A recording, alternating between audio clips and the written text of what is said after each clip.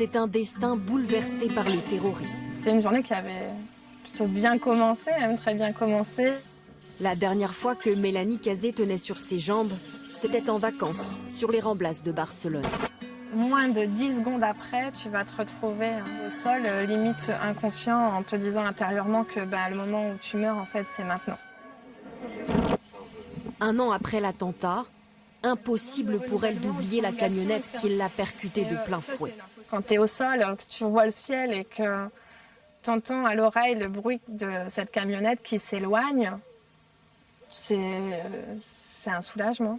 C'est un soulagement, même si malgré tout, au fur et à mesure où elle s'éloigne, tu entends aussi les cris et les bruits des autres personnes qui se font percuter à ce moment-là. Ça revient toujours comme à ses côtés, sa fille de 18 mois s'en sort presque indemne.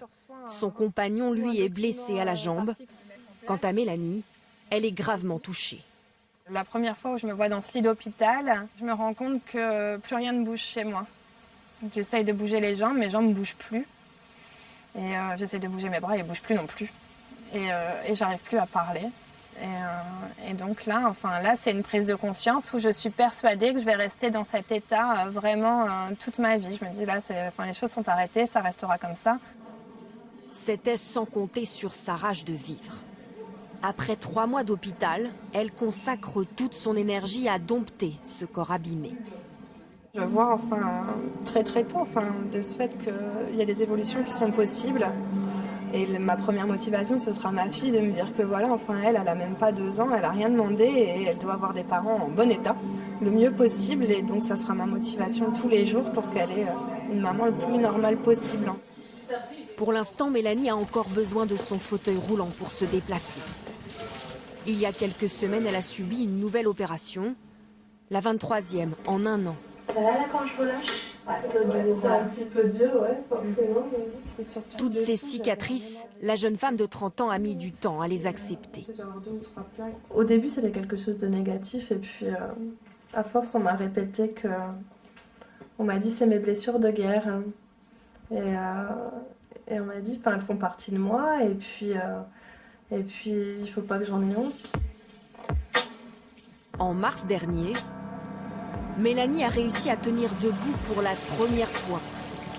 C'était dans cette piscine, à la force de ses bras.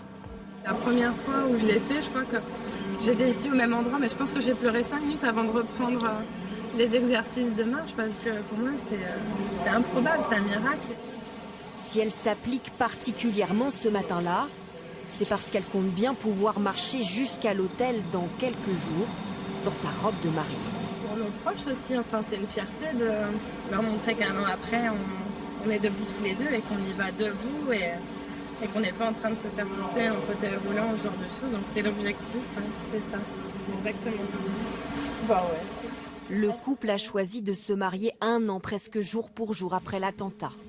Leur manière, disent-ils, de conjurer le sort. Si tu veux y aller. Non. On a pris ces décisions-là. Il y avait cette date aussi qui tenait à cœur pour supprimer cette mauvaise date du 17 août 2017 et de la remplacer en une date plus festive et pour essayer de tourner cette page. Les yeux tournés vers l'avenir, même si ce drame fait à jamais partie de leur histoire. Ensemble, ils ont choisi de créer une association, unir leurs forces pour soutenir les autres victimes de l'attentat.